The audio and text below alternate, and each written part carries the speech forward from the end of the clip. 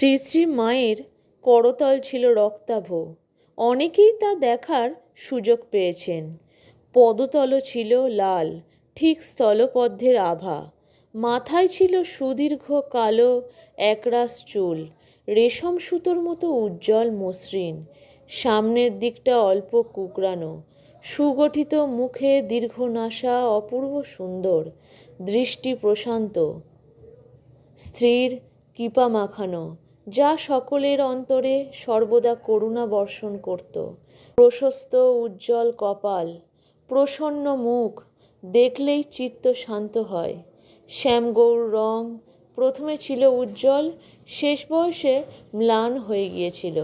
চেহারা ছিল লম্বা, হাত ও পা অপেক্ষাকৃত লম্বা। একটু বাঁদিকে কাঁধ হয়ে চলতেন ধীরে ধীরে, পরে হাঁটুতে বাত ধরেছিল।